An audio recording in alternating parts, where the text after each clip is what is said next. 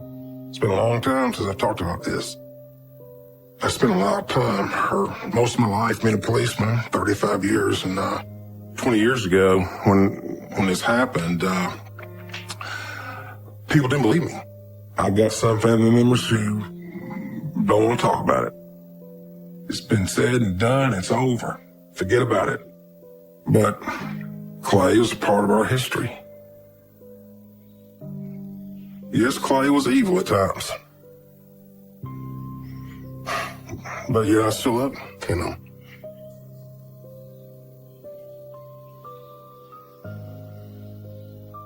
It looked like police officers behind every tree in the woods. I mean, they were just, gun barrels were pointed at Clay. If he starts shooting that rifle towards any of those officers, they're going to unload on him. And they're just going to fill him full of holes. And then I'm going to watch my brother die. I felt like I'm the one that has to try to do something to stop him. But this expression on his face and those eyes just told me volumes that my little brother, is evil. On July the 7th, 1965, my father died in a plane crash. And on that day, my grandfather held my hands in his hands and he goes, "Walt, you're the man of the family. You're it. You don't have a daddy now. Your brothers don't have a daddy. You're the oldest. You gotta take care of them."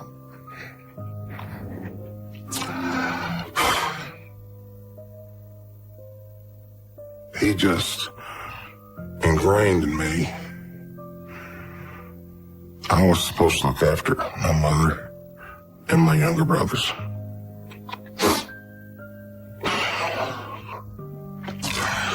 And from that time on, I just kind of tried to do what he said. My stepfather, he married my mother 4 or 5 years after my real father died. And Clay was a joy of our lives when he was first born. That's the little brother. He's about 3 years old. Probably one of the most beautiful children you'll ever see in your life, in my opinion. Just didn't have a mean bone in his body. I was about 13 when he was born. Me being the oldest, I would, take care of Clay. If he needed to be fed, I'd feed him. If he needed a diaper change, I'd change him. And I was glad to do it. I wanted to do it. I just love that kid. I really did.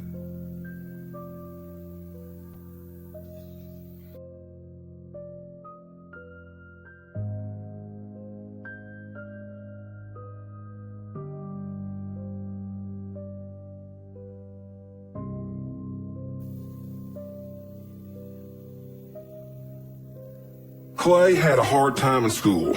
He just couldn't control his temper at times. And one time, he got his nose broke in a fight. And Mom said she was starting to worry about him. She would ask me to go talk to him. "Hey, Clay." I was working as a police officer, and I guess Mom looked at me as I could be an authority figure for him. Mom was worried about you. Somebody's got to take care of him. Can't do that, Clay. You gotta walk away. As hard as it is. I said, "Clay, I can understand 1 or 2 fights at school a year, but it's an ongoing thing. And Mom's getting tired of it. She don't know what to do with you." Sometimes you just gotta be the bigger man and walk away. And he said, "I'm not gonna take any much crap." And I said, "Clay, getting in trouble like this is not gonna get you anywhere. And it's all gonna cause you more problems, But there was very little reaction. You got to promise me you're not going to let this kind of thing happen again. I knew he was a little more aggressive than most kids once he lost his temper, but I didn't think it would turn into what it did.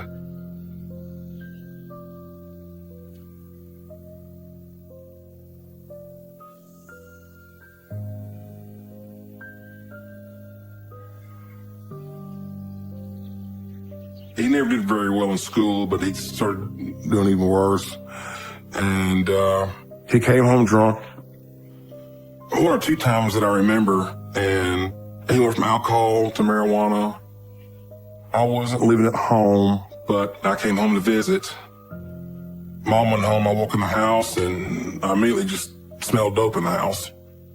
And Clay and one of his friends was sitting on the living room couch, just high as a kite. And they had over an ounce bag of pot on the coffee table. He had the same symptoms as people I used to arrest. What the hell is this? The hell's it look like? He didn't show respect to anyone. And Clay could never see the consequences of his actions. So I thought, it's time for him to get a little lesson. So I called the sheriff's office and tell him, hey, he's got a couple of ounces on him. I want you to come out here and arrest him. Come on, Walt. We're just having a little fun. He said, man, Walt, you don't have to send me to jail, man. Why do you want to do that? I said, your butt needs to go to jail. That's where you need to be. I was trying to scare him away from his evil activities. His buddy was scared, but Clay he sat there, just kind of gave me the evil look. You couldn't scare him with anything. You couldn't threaten him with taking him to jail or taking something away from him. He just didn't care. He just didn't. That was his attitude. Well, they never showed up. I called them twice. Never showed up.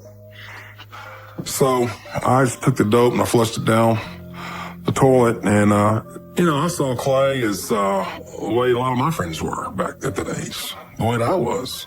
I thought he was just one of the many that rebels.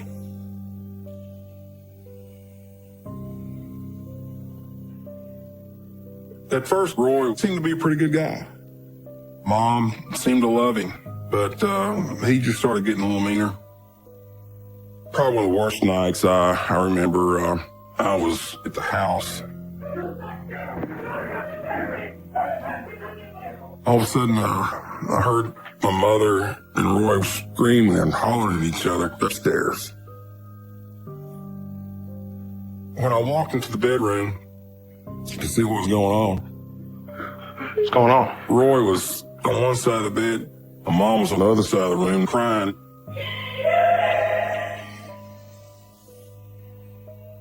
I'm going to go, relax. He hit me, Walt. He hit me. Get him out. Get him out. Relax. Relax. Time to go.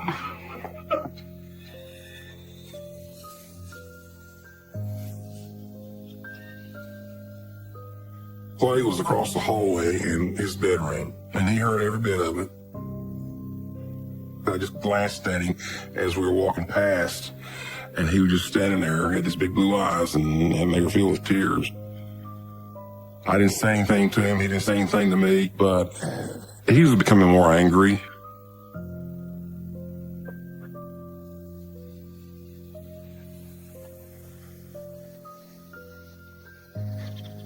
At our house, we had a gun cabinet. It wasn't locked. We didn't have any doors on it. It was just a box where you could just lay your rifle or shotgun in. I came home one day to my mother's house, and Clay was in a rage and crying at the same time. And he grabbed a shotgun, and he started loading it. And this is summertime. There's no hunting in the summertime. Clay, what are you doing? I'm gonna kill him. But he was determined to shoot Roy. Come on, let's put that gun down. Look at me. Don't play. What? So I grabbed the shotgun from him. And he was pulling on the gun, trying to get away from me so he could go shoot his daddy. Give me the gun. I'm gonna shoot him. He was pulling on the gun with me, trying to get away from me so he could go shoot his daddy. And I finally jerked it out of his hands. I grabbed him by the collar and we just went outside and we talked. But he was in a rage. I couldn't settle him down to talk to him. I'm gonna kill him. What are you thinking? I'm gonna kill him. I said, Clay, you don't want to do that. Your dad and I have had our problems, you know. I said, but you don't want to do that. He, yeah, I do. I want to kill him. You gotta look at me, man. Actions have consequences, brother. Come on. If he had been physically big enough and strong enough to overpower me, I think he would have shot somebody.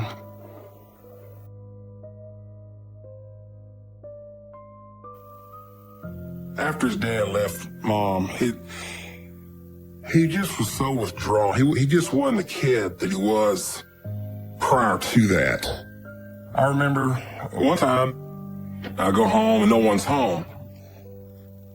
And I find a drawing tablet and I just thumbing through it.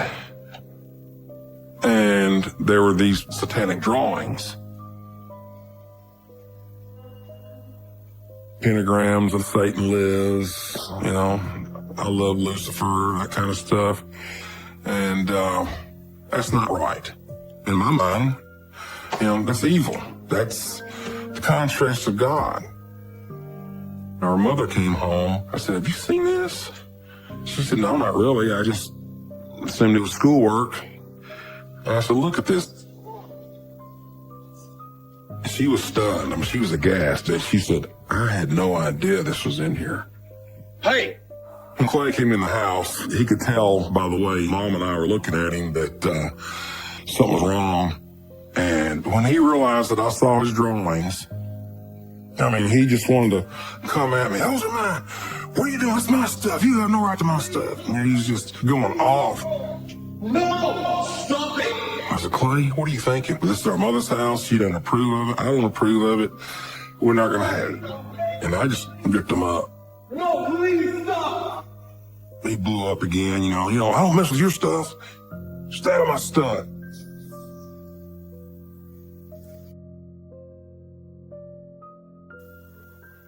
And that was really probably one of the major turning points. After that day, Clay didn't really like me at all.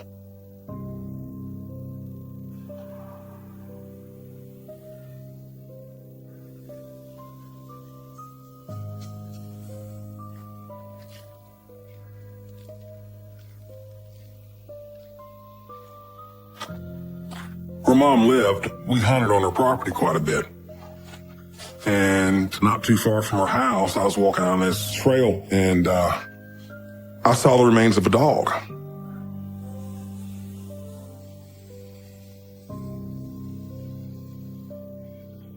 And the entrails of the dog, like intestines, it looked like they were spread out over in a kind of a circular diagram. There were some marks drawn in the dirt and some formations made out of rocks.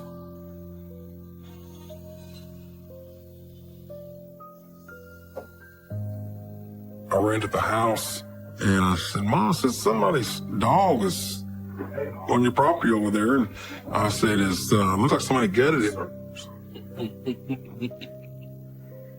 Clay chuckled. I said, I turned to him and said, you know something about this? He said, yeah, he's with Satan now. I said, what are you talking about? He said, Walt. He said, I don't believe that Jesus stuff anymore. He said, it's Lucifer. He's Satan. He's the man. And then Clay admitted he and a couple of his buddies sacrificed a dog for Satan. And he said he did it more than once. He said he's killed other animals. He loved to hang cats and just watch them squirm till they died. Thought he's nuts.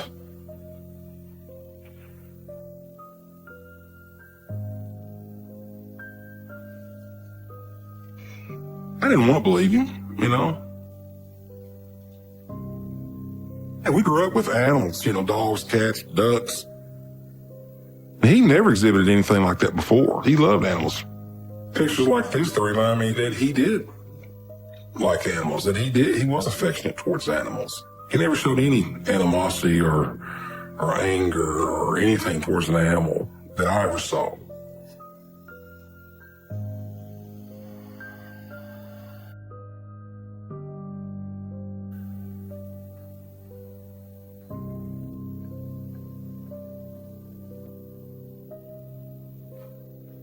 Mom got Clay to go to church with her one time, and it took. I mean, he grabbed a hold of it. And from the time he was 16 till he was 22, he was all about Jesus. He knew the Bible by verse better than I did. This was when he was serving Jesus. He was a godly young man at this time. And he just took a burden off of us. Now we knew that he was going to bigger and better things. This is what we wanted him to become for the rest of his life, you know.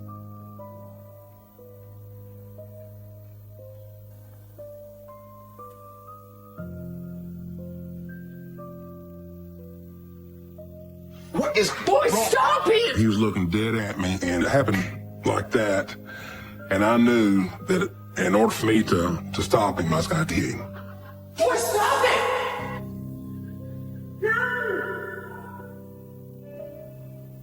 This is my little brother, Clay. He was 22 years old right here. His eyes look dull, you know, like there's nothing in them. This is when he was going back to his old self. He didn't talk about church as much. He didn't talk about Satan, but he didn't talk about Jesus either. And he would just have a sustained anger.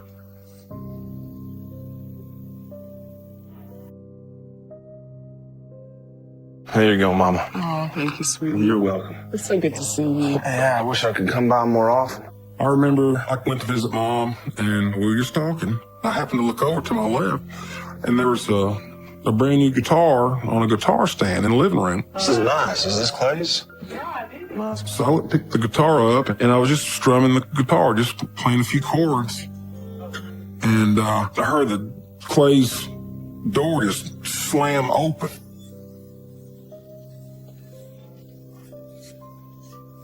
And he came just strutting out down the hallway of the house. Put that down. And Clay grabs the neck of the guitar, tries to jerk away from, get him my guitar. He rears back like he's fixing to punch me. And before I even realized it, I just smacked him upside the head. And when I hit him harder than what I intended to. Clay? Clay, are you okay, honey? Clay, come here, man. And I said, Clay, I'm sorry. I shouldn't have hit you like that. And anyway, he said, okay. He said, just forget it. And he grabbed the guitar and he took it into his room and locked the door. I knocked on his bedroom door. Clay, come on, man. I said, Clay, I'm sorry. Would you come out here and talk to me? I'm sorry. You know, I shouldn't have done that. And no answer. He just had his door locked. He didn't want to talk to me at all. Several years after, he said, I've got something I need to tell you. He said, you remember the time we had the fight over the guitar and you hit me? He said, you remember when I didn't want to answer the door when you knocked on the door and I didn't want to talk to you? I said, yeah, Ross, I remember it well. He said, well, the devil, Lucifer, told me to load my shotgun and come out there and shoot and kill you and Mom. Come on, man. I'm sorry. I didn't mean to hit you that hard.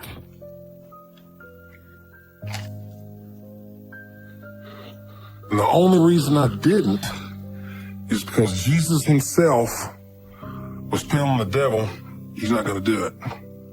I said, are you serious? He said, well, I'm dead serious. Satan told me to kill you and Mom. And I loaded my shotgun. I was going to go out there and shoot you and Mom. What? He was struggling with good or evil.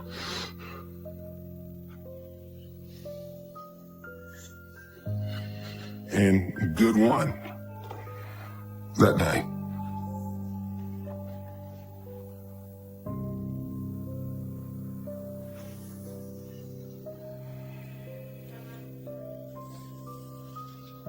He stole some things from a neighbor, and my mother asked me if I could go to court with him. was found guilty of the charges. And the judge asked me, what do I recommend? Your Honor, he needs to take responsibility for his actions. Immediately, without hesitation, said, I think Clay needs the maximum. And the reason for that was because I thought there was still hope for Clay. If the penalty was severe enough, if he could feel the consequences of his actions, it might straighten him out. It might knock some of the hardness off of him. Clay was standing to my left,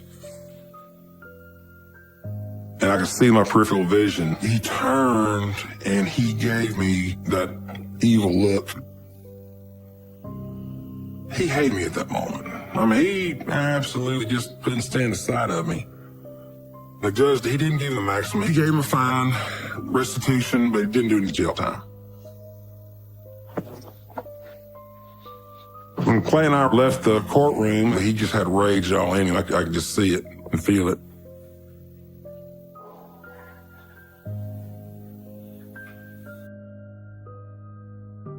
He said, Walt, I want to tell you something.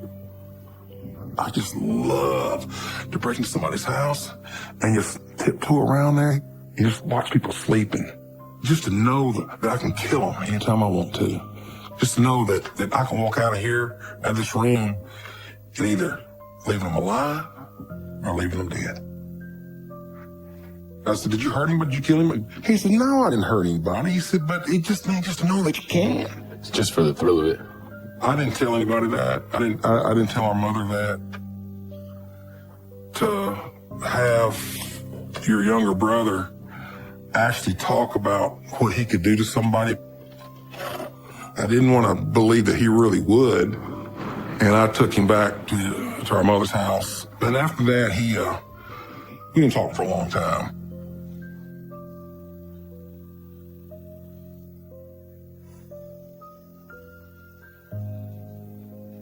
Misty was probably 20 years old. She was just a nice girl, you know, and she seemed very sweet, very honest, very innocent. But their relationship it became volatile. The police went over to Clay and Misty's home several times. He'd slapped her or beat her or threatened her or did something he wasn't supposed to. I knew what his temper was, but I didn't think Clay could kill anybody. I didn't want to believe it.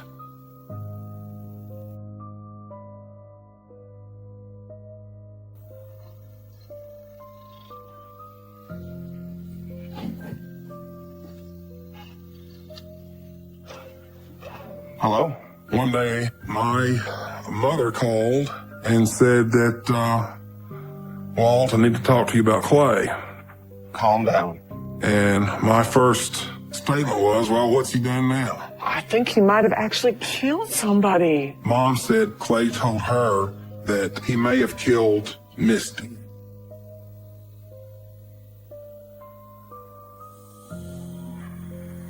March 28th, 1998, I got a phone call from our mother. Mom, calm down. Walt, I need to talk to you about Clay. I heard fear in her voice for the first time in a long time. What's he done? And she said, Clay told me that he thinks he's done something real bad, but he's not sure. I just don't know how to help him. And she said, he came to my home. I noticed he was all scratched up. Clay, what's wrong? He had scratches all over his face and arms. And she said, he told her, I want $1,500 so I can go to Mexico. He kept repeating it. I think I've done something bad. I think I've killed a bunch of people. I said, do you believe him? She said, I don't know. But when I refused to give him some money, he was very angry and he left. I thought, this is some kind of a embellishment. Clay maybe he hit somebody and they're in the hospital, and I thought it was anything but murder. All right, Mom. I'm gonna get down to the bottom of this.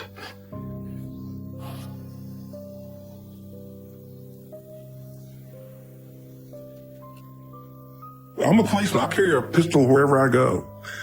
And if Clay is on a killing rampage, and if he points a gun at me, there's a good chance I'm going to shoot back.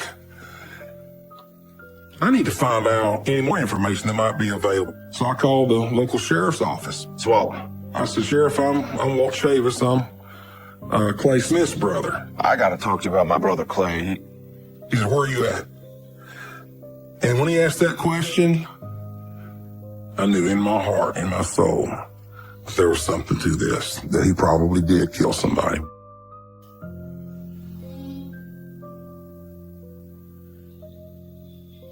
He didn't say a word. I just followed him into his office. Have a seat. He handed me a stack of papers about 2 inches thick. Have a look. And I saw 5 warrants for capital murder on my brother. And I'm looking at the names. I didn't know who they were. I didn't even recognize Misty's name. I saw her name in black and white, but it didn't register to me who she was at that time. I wasn't coping with what I was just given readily. I said, you think he killed 5 people? They are absolutely positively sure he did. Start with the same counties, coroner's report, same patterns. He said, we're going to go looking for him. He said, I have a question for you. Are you willing to help us find your little brother? And I thought, my little brother murdered all these people. I said, my God in heaven. And I said, yes, I will help you any way I can. Thank you.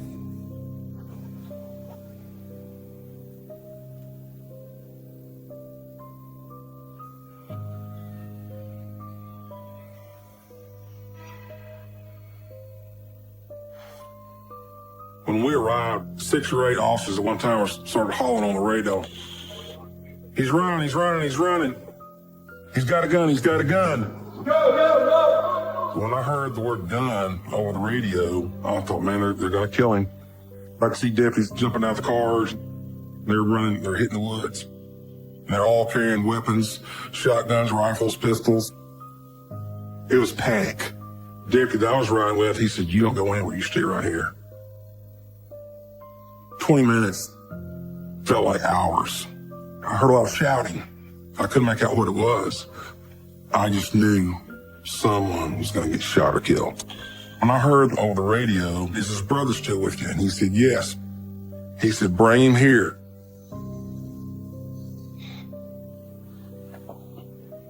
I saw my little brother standing in a little clearing.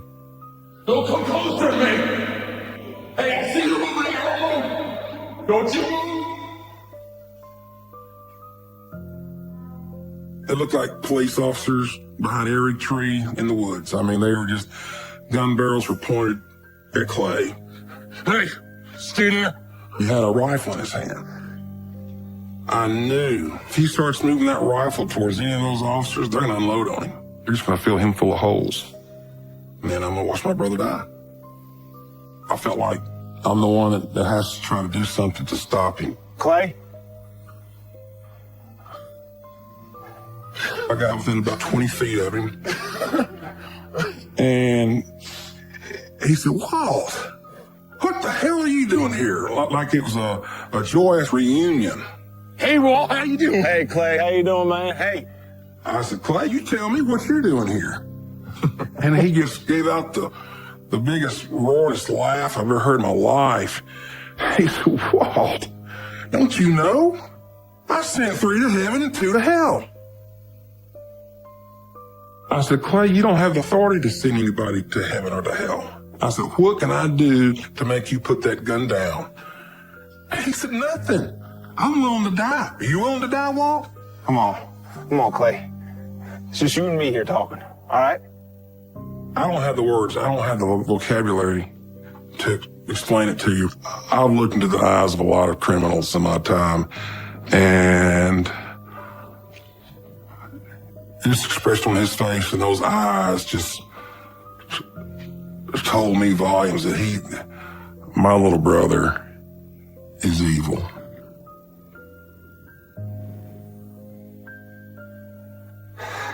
Clay, come on. I started talking to him just about stuff, just, members of our family. I said, man, so what do you think Mom's gonna think? Break her heart. What about Misty? When I said that, his head just kind of dropped. He kind of gestured that just kind of hit home.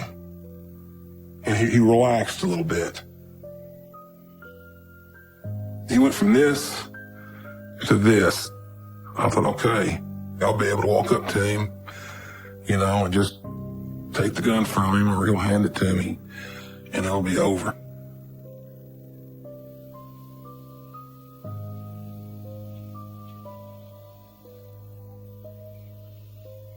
And as he was lowering the gun, boom!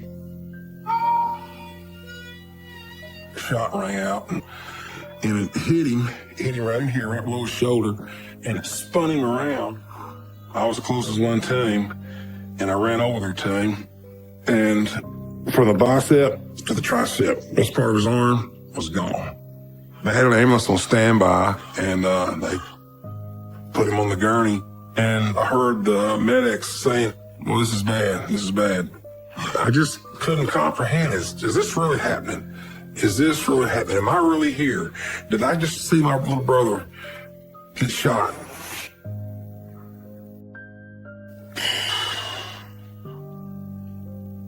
That's one of the bodies. That's something that I wish I could forget for the rest of my life. I've seen hundreds and maybe a couple thousand deaths, but the crime scenes that I worked in the past as a police officer, I didn't have any feeling for it, or very little. I was trying to do a job. Nothing like this. This is personal.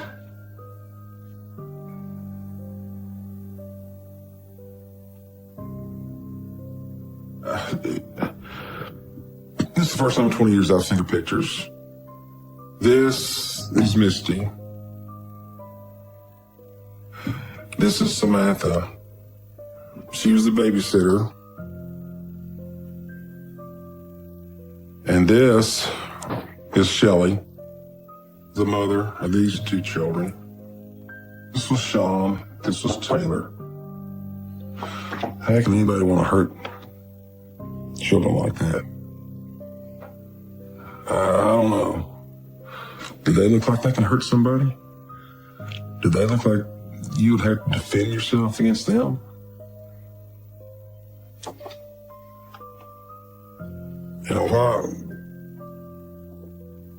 Why he wanted to do that, I don't know. I would gladly give my life to bring those people back. I don't know what to say to the victims' families. I really don't, other than sorry.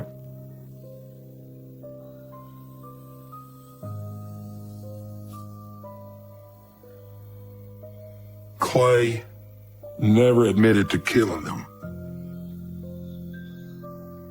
But I'll try to go see him at least once a month or more. How's Mom? She's all right. One day we were talking, and he said, Walt, do you think I deserve to die? And I asked him, I said, did you kill him? Did you kill all those people? And he looked down, and he never would say anything.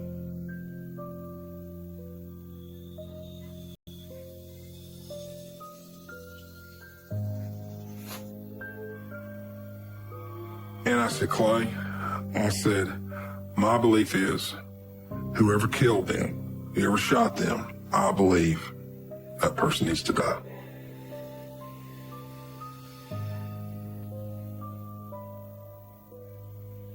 Love Clay. Loved him as much as I've ever loved anybody in my life. But he deserved to die.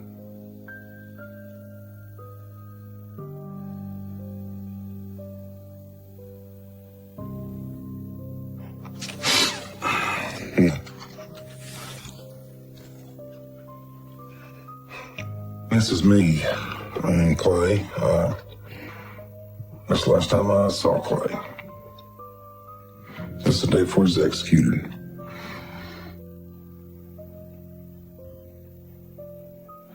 I got a smile on my face because that's the first time in 2 years I got to hug him.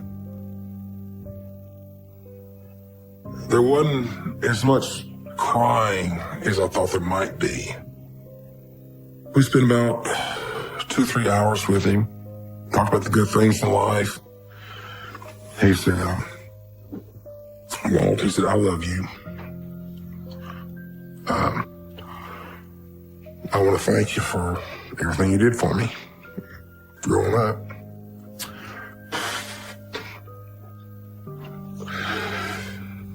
Anyway, he just said, take care of Mom. It's okay.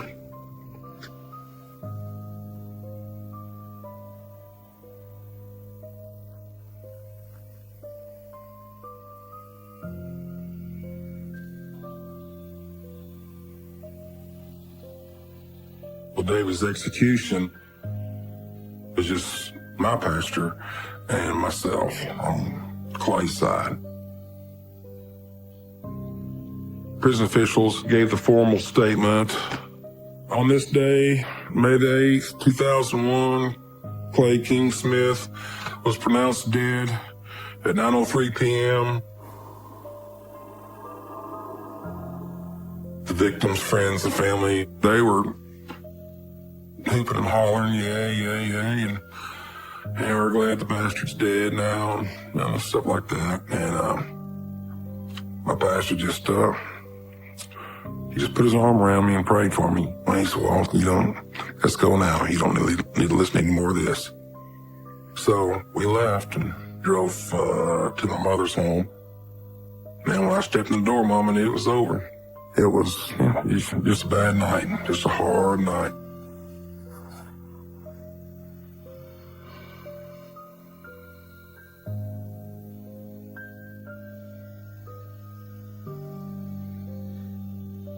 After all this happened with Clay, it softened me.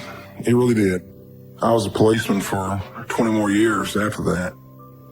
When I used to take someone to jail, I treated them more human, I guess, instead of just a number who violated or committed a criminal act.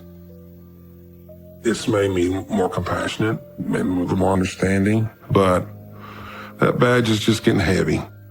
For me, it's just a weight that I don't want to carry anymore. And I'm going to leave law enforcement knowing that I can honestly say I did the best that I could.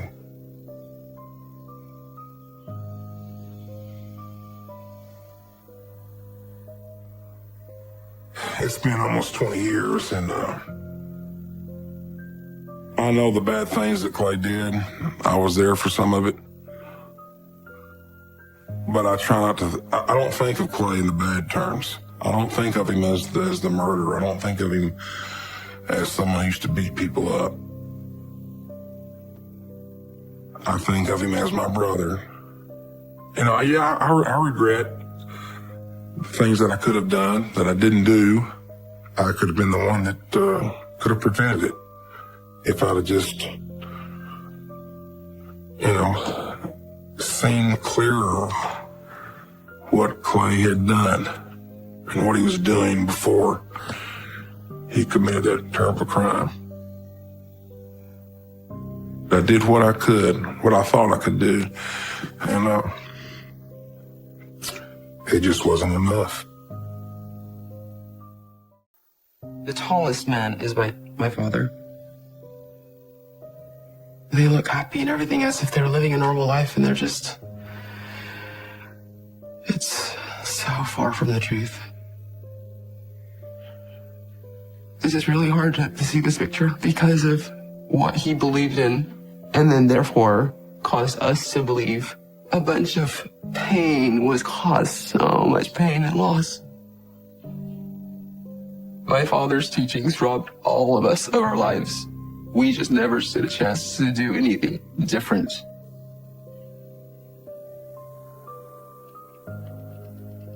Ervil LeBaron, the self-proclaimed prophet who began preaching a doctrine of hatred and murder, was often referred to as the Mormon Manson.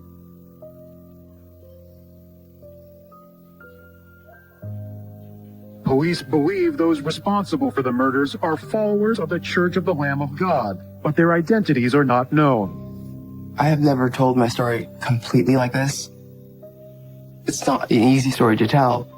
Truth is, the right story has never been told. The whole story has never been told. It's only been told in parts. People just need to know the truth. But it's really hard.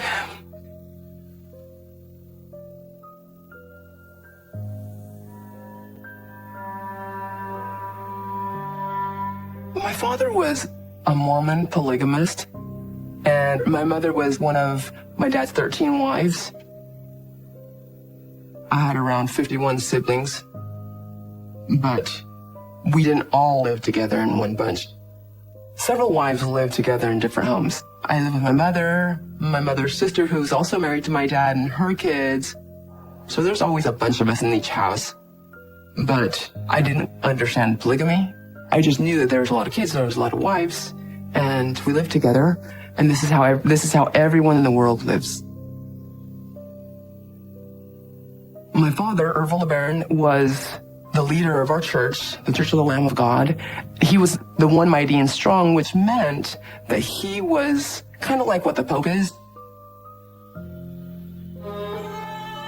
When I was growing up, we believed that he was God's representative on earth, which meant that we were extra special since we were the daughters of the prophet. And which also meant that we had a big obligation to do what was right because a lot was expected of us. It was our job to set and build the kingdom of God on earth.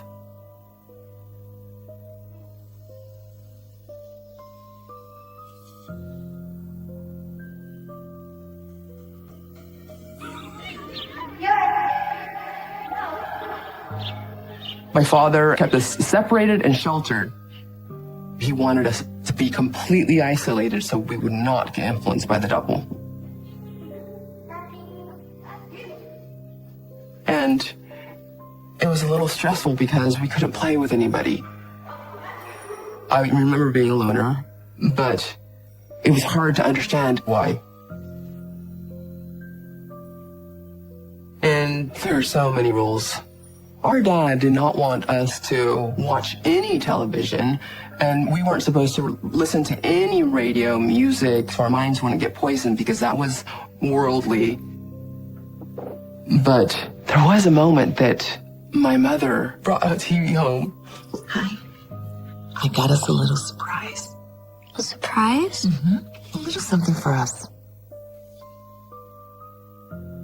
She said, as long as we don't tell anyone, keep it a secret. And so she allowed us to watch television. If nobody was around and we knew nobody was going to show up, then we just turned the television on. And we'd have to be sneaky about it and not get caught. I loved Gilligan's Island and I adored and just fantasized about one day growing up to be Ginger. But I knew in my head we weren't supposed to want that. So I was always afraid that I was going to go to hell because I liked the worldly things.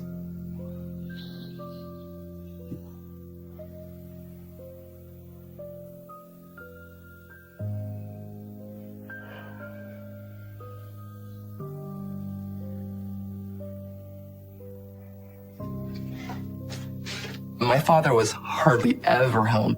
He would come and go randomly. My mother would always say, my dad was so important and he was doing God's will. But my mom came and told all of us to never talk to the cops because they were after us. Why? Satan has corrupted them all. So you must never let them in. Come straight to us. If you see any of devil's agents around. Understood? Because we were so special, the devil was pursuing us, and the police were influenced by the devil.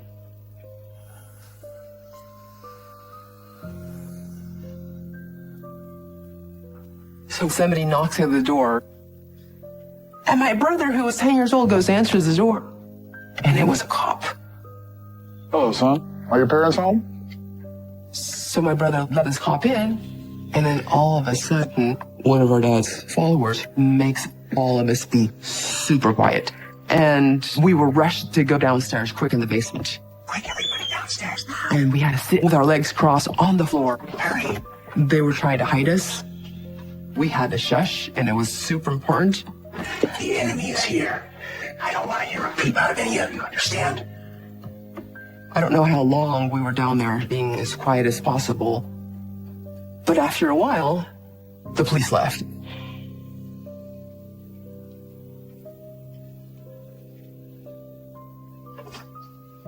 Once we were all alone again, since my brother opened the door, he got whipped so hard.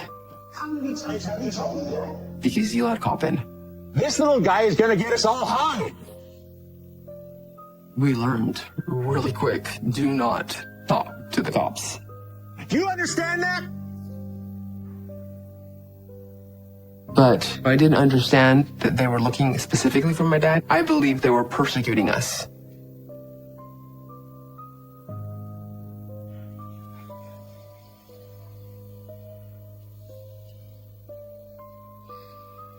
Every now and then, people would have meetings that were really important, and certain meetings were secretive, and only the chosen few people could be part of these meetings. You know how the devil's agents have been harassing. One day, I got to be in a meeting where we were talking about why Dad really was being persecuted. I was in a small room with a few other of my siblings, and I found out that the reason why my dad was being looked for by the police was because of the murders he had ordered. No one wants to burn in hell forever. Your father is helping them atone for their sins. My dad not only believed in polygamy, he also believed in the law of blood atonement. Blood atonement comes from the idea that we believe that Jesus Christ died for our sins. However, there are some people that sinned so greatly that Jesus Christ couldn't atone for them, so they had to atone for their own sins by getting killed. And this would allow them to go to heaven. So in a way, it's a good thing because they wanted to go to heaven.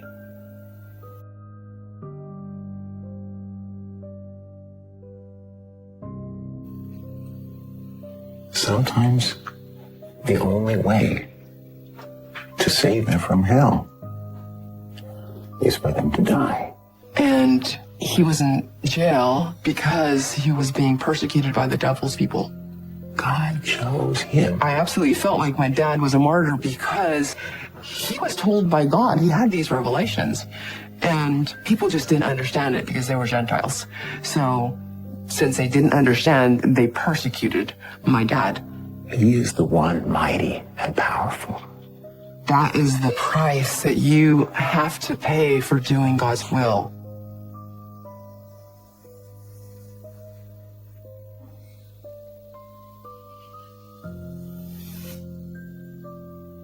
I was, like I guess most children, very attached to my mother. I loved to be with my mother. Mom? One day I woke up and she was no longer there.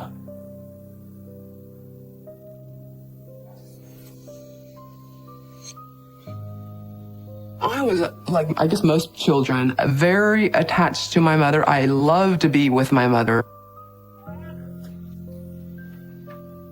One day, I woke up, and she was no longer there. Mom? And I just figured that she was going to come right back. And then the next day happened, she still didn't come back.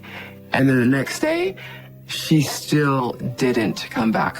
So after about a week, I started asking my aunts, like, where's my mom? Aunt Yolanda, when is Mom coming home? And she says she's not coming back. So I have no idea if she was dead or alive. Most people assumed that she was dead.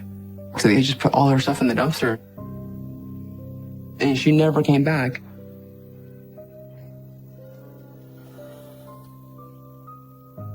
I missed my mother more than anything. And I cried and cried and cried in secret because I wasn't supposed to cry about her. But I did.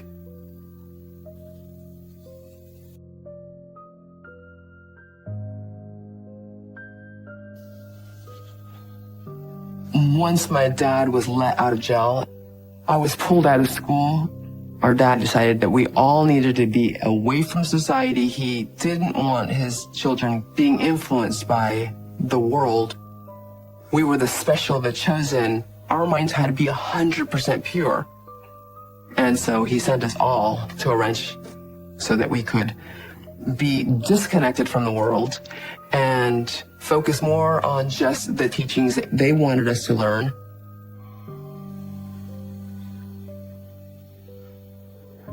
My children. One of the ways that we would get taught is an adult would get one of the books, like the teachings of the prophet Joseph Smith, our dad's writings, and we just gather in a circle and would be read to. I have traveled far beyond this ranch, and I have seen the world beyond. The world is riddled with depravity and sin. My dad would talk about there's this Armageddon war. Battle of Armageddon is what he called it. And we had to help save the world. Promise me, my children, promise, you will not allow the darkness in, that you will fight the wicked in the world. We're supposed to do our part because we want to make sure God knows that we are doing whatever it takes to be his servants on earth. We believed that we were God's soldiers. If you sinned against light, you had to get killed. And there were people that got killed because they sinned a lot.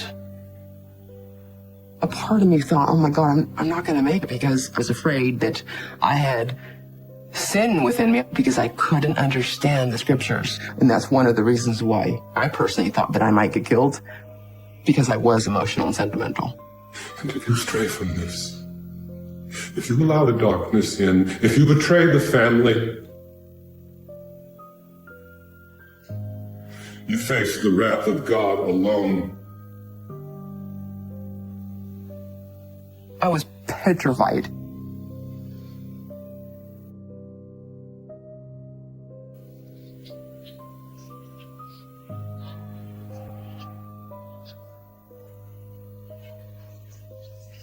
Once he was in prison, he knew that he needed somebody else to be in charge. And so he had his oldest son, my brother, Arthur, anointed to be his successor. And said that when the enemy kills me, you're going to be in charge. So he kind of prepared everybody.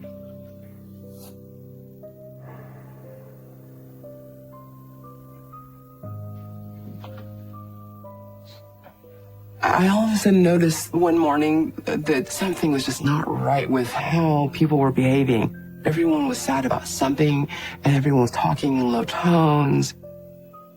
And so I would look to one of my sisters and I said, what's going on? What happened? What do you mean, what happened? Didn't you hear about Dad? And she said, don't you know that our dad died in prison? And I was absolutely shocked. The news reported that he had a heart attack. Errol LeBaron was found dead in this maximum security cell where he was serving a murder sentence. He apparently died of natural causes with no evidence of foul play or suicide. But we actually believed that he was killed. I was told that the enemy killed him. I don't understand. How can he just die? It was the devil's people. Since my father had anointed my brother Arthur, now Arthur had to figure out what God wanted us to do.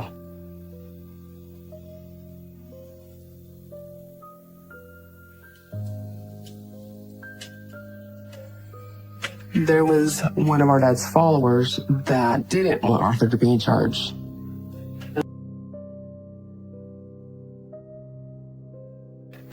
Ervil did not choose Arthur. He would choose someone that knows so little about his teachings. And then one day, he said that he had this revelation that Arthur was not doing God's will, and now he was supposed to be in charge. I had a dream last night. A dream that an angel came to me and told me that Arthur is not following God's will. The angel told me that Arthur is unfit to lead, as he's a sinner against God. Because of that, there became a division within the family. He convinced some people to side with him. Arthur wasn't the only one Ervil ordained before he died. He ordained me as well. You? That wasn't in Ervil's writings? No, but it is God's will. And then some people also sided with Arthur. So our clan, it was divided in two. You all will help me send Arthur from this earth. Any who stands against me stands against God and will face blood atonement.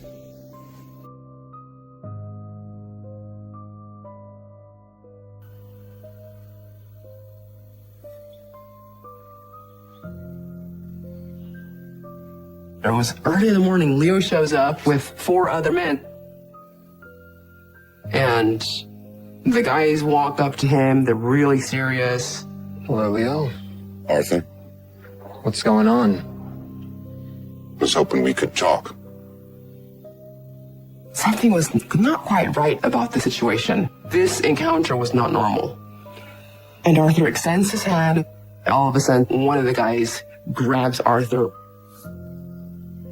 One grabbed his hands and put him behind his back. Another one started punching him. He was wrestling, trying to get away. And all of a sudden, I just hear, "No!" Then I see Arthur run as fast as he can. One of those men there that were beating him up pulled out a gun, and then they shot him. They shot him about 5 times.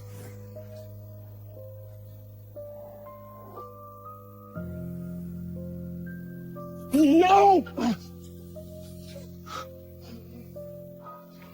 Arthur got shot.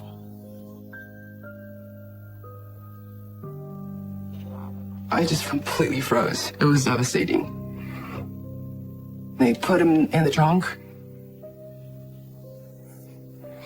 And they just drove off. We went to the ranch to be protected, and we were not safe. And what was the most shocking is that the enemy was within our very own church. The men that came to kill Arthur were my uncles. I knew these men.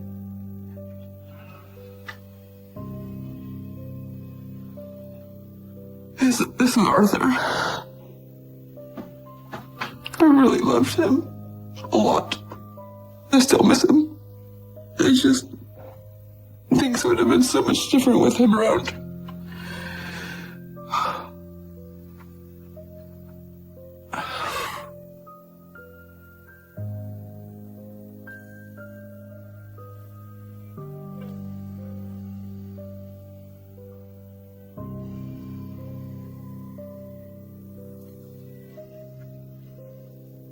This is Hebrew when he was in charge.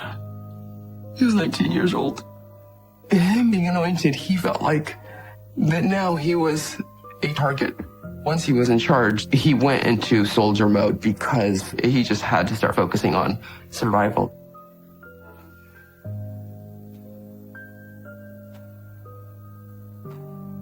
Heber felt that he had to do something because if Arthur got killed, who else was next?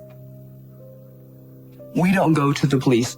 To us, the police were the devil's handyman. So how do we stay protected? What Heber decided is that we all needed to have weapons so that we were not defenseless. He brought guns for everyone. I got a .22 rifle. He took us out to show us how to use the guns. And here we are, a bunch of kids on the ranch, armed to protect ourselves because we were afraid for our lives.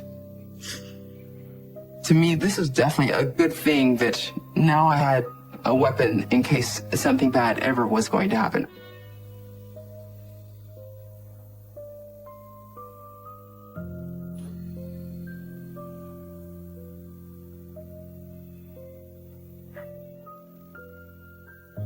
Shortly after Arthur got killed, I started noticing that there was people that just never came back again, never got talked about, and they were just gone. My Aunt Yolanda wanted to leave, and so she packed, and she was getting ready to leave. And Yolanda. Heber came to the ranch, and he decided to take Yolanda. Will you come with me, please? You can leave that. I just felt uneasy about it. I knew that something was not right. When Arthur was killed, Yolanda was on the ranch. She wasn't being proactive to help Arthur. Half of the people that I knew now needed to get their blood atoned because they were not on Arthur's side. She had to die for her sins. So he took her.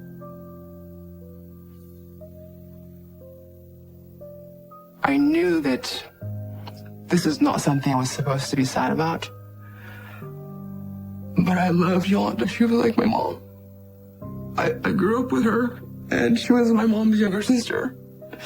So I secretly cried. With Yolanda. She was the one that I spent the most time with because she took care of the children. I was devastated because I couldn't imagine being on the ranch without her, being separated from her. I was just so scared. It was so hard to accept because I loved her so much.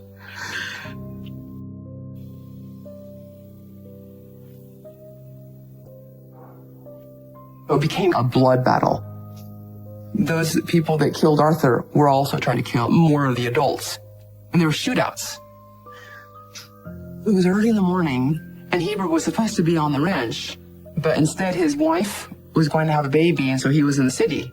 And we were all alone, just a bunch of kids. You're done with that piece of stuff in the laundry. Okay. I'm telling my sisters what we were going to do, the dishes, the laundry, what all the chores needed to happen. And one of my brothers comes over and says, "Oh my God, we are being attacked." And as I looked, I saw two men completely in black, armed with rifles, coming our direction. Run!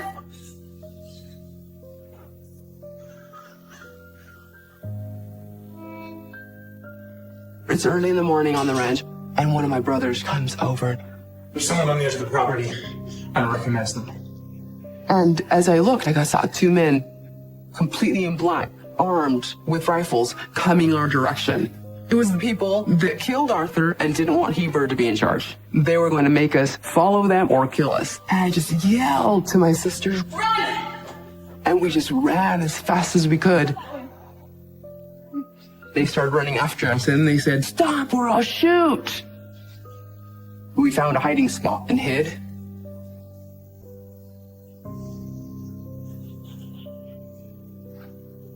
And then all of a sudden we hear a gun go off. Scared the hell out of us. Across the field, I had two other sisters that were there, and one of them had a really heavy-duty rifle. They didn't realize that we were going to shoot them. They get so scared, so they just take off. We knew we were safe, so we came out from hiding and we went back to the ranch. But we were always very afraid that somebody was going to come and kill us. Someone had to guard all the time. We would take turns guarding as children.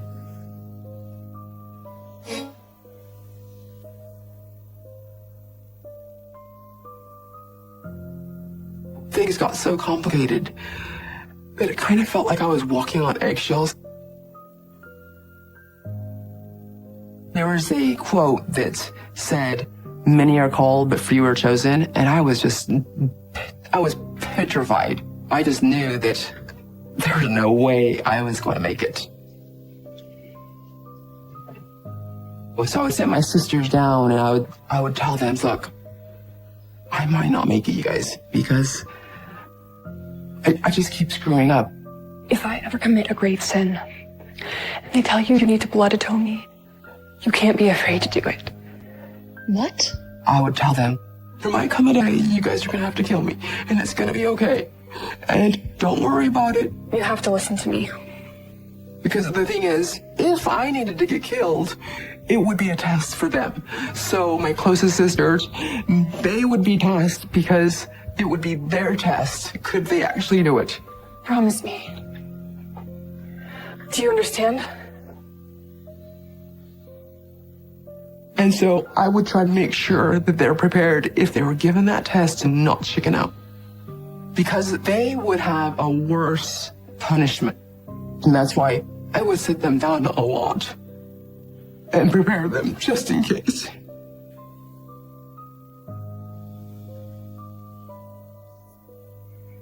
I could tell my brother was worried about something. And I'm like, what's going on? What's happening? And he says, I was chosen to be on this military mission. We knew a military mission was that you were going to go out and kill somebody that needed to be blood atoned. He's like, I know I'm supposed to be going on this military mission, but I really don't want to go. And I'm scared. I'm really scared. I don't know if I can do it. You can do it. Listen to me. You know what they'll do to you if you don't. I was scared for him because I thought, oh my God, my brother was chickening out. You couldn't just decide not to kill somebody. It was not an option because if he chose that, then you were going to get killed. And I really loved him. I just kept saying, you have to not be afraid. You just have to do it. You know what they'll do to you if you don't. I was giving him a lecture to make sure he didn't back out. No, just snap out of it because you have to do this and it needs to be done. And you really need to just do this and don't be afraid. You have to do it. So you just go and you do it. And then you come back and everything will be fine. I didn't want him to go to hell because he was a wimp.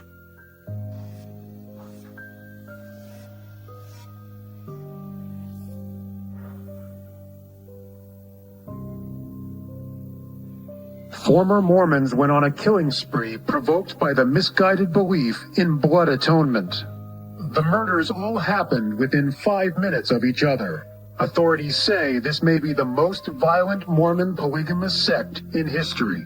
One of my dad's wives that was with us had a newspaper, and she was really upset. I knew that something was wrong. I wanted to know what was going on, so one of my sisters took me aside. What is it? What's happening? They did it. And told me that they had killed Dwayne, Mark, and Ed.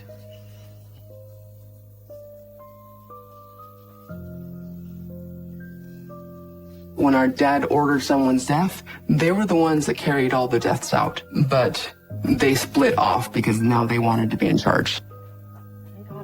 I was kind of relieved because we were threatened by them, but they screwed up on the mission. Something went wrong. She tells me that there's been a big mistake. They killed Dwayne's daughter, too. She wasn't supposed to be there. Oh my God. The little girl got killed and it was not supposed to happen. It was devastating. And we just didn't know what was going to happen.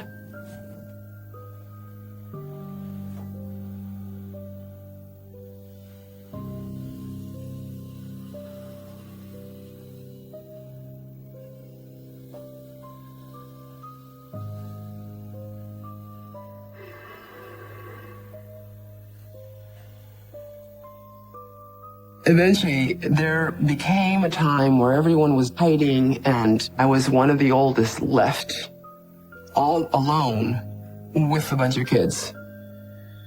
We had no idea when they were going to return, and things got really desperate. What do you do when you don't know what to do? So we decided, my siblings and I, that we were all going to get together and hold a prayer circle, that somebody was going to be praying 24 hours. We were not going to break the chain. We're all kneeling down.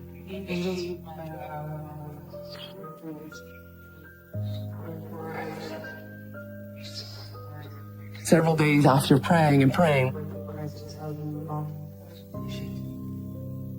think I know what we have to do. And one of my younger siblings said that one of the guys that killed Arthur on the ranch is still alive. And maybe that's why God wasn't blessing us. We need to go out there and go kill him. I was still under the belief that our job was still to continue living this life. We were still responsible for carrying out God's orders.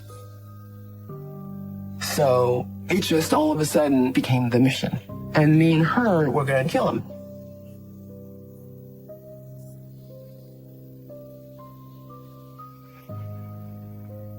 One of the guys that had killed Arthur was still alive. And so the plan was drive over there and kill him. And so my sister and I drive 1,000 miles, and we were just praying that God could give us the strength to do this.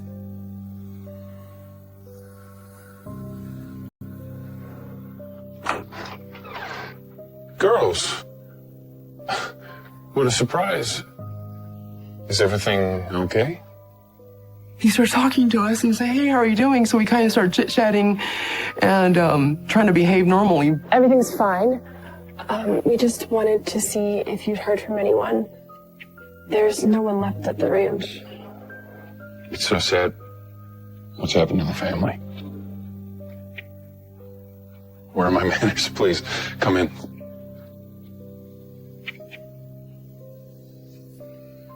I can't. We were scared and couldn't do the mission. We shouldn't have come here. So what we ended up doing is we decided we were going to go back home. And we just drove back home. We didn't know what to do, what was going to happen. We just were hiding and waiting for someone to come or something to happen.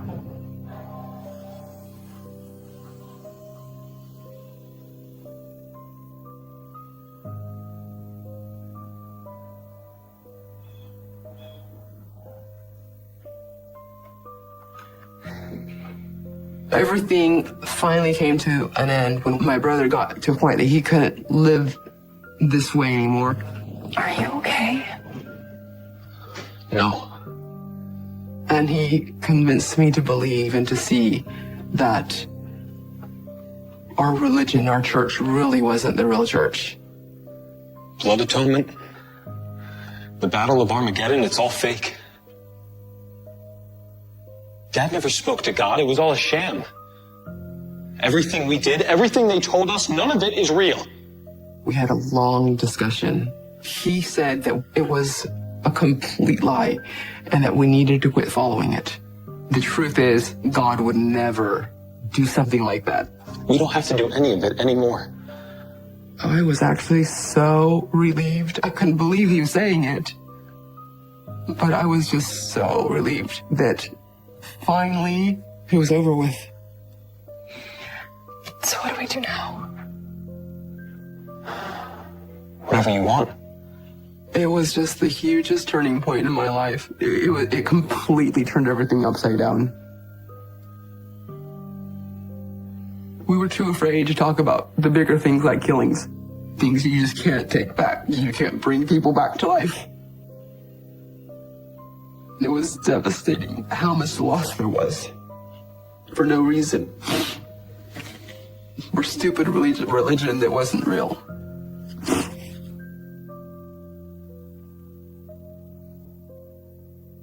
He just felt so horrible that he was the one that on accident killed a little girl and he just couldn't live with it. And so he said, you know what, if I get the death sentence, who cares? He didn't care anymore. He just wanted it to be over with. He turned himself in and told the police everything. At this point, nobody was held in custody for any of the murders, and they were still trying to figure out who it was. And because of what he did, my siblings got prosecuted, and now they're in prison.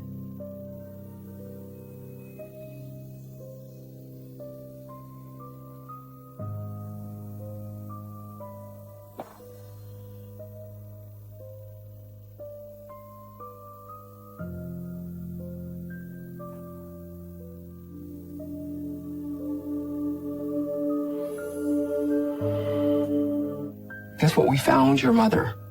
I was so shocked. Like, you found my mom? And they said that she was in a mental hospital, and she had been in a mental hospital in Fort Worth for 5 years. And they wanted to take me to go see her. You know, they put me in a waiting room. And then a doctor comes and puts my mother right next to me in the same waiting room. And I couldn't believe it. It was my mother. She looked the same, except just a little older. They tell me my daughter, Stephanie, is going to come visit me today.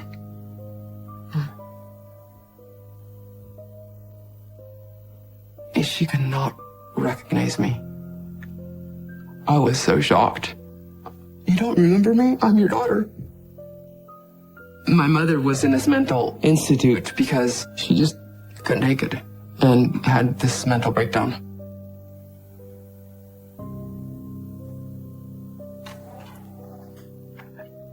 This is when they took me to go see her. I'm 16 years old, and she didn't recognize me because I was so tall. I had grown so much. The last time I saw her, I was 9. At 9 years old, I was still a little girl. She wasn't expecting to see somebody all grown up. I had to convince her that I was her daughter. It took a while, but once she understood that I was her daughter, she was like beaming with pride. I just was so thankful that I at least got to see her one more time, because she actually passed away just a month later. She was really sick and she was tired and she laid down and passed away.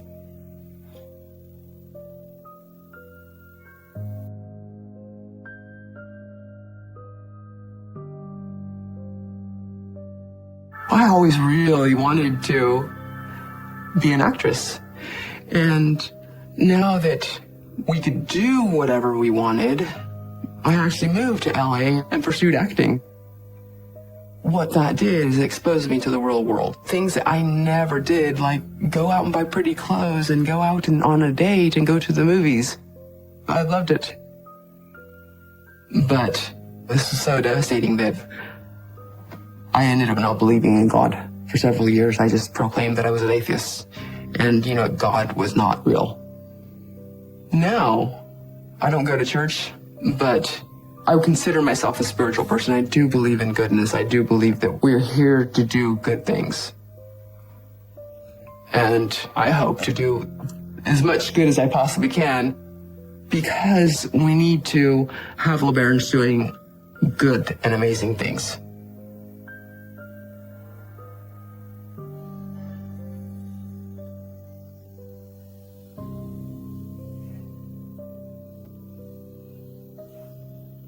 Out there's still this looming fear from some people that Ervil LeBaron still has, even though he's been dead for how many years, control over some people. And that is so not true. Nobody believes in this cult anymore. Nobody. Even my brothers who are in prison for these murders, they too eventually woke up to the reality that our doctrine and whatever we were raised to believe was bogus. And when I speak to my siblings now, we talk about how horrible it was that this ever happened. And how did we get so brainwashed into believing something so wrong? But that is the only life we knew. Now we all are living normal lives and helping each other through what had happened in the past. But living happy, living in freedom, and living normally.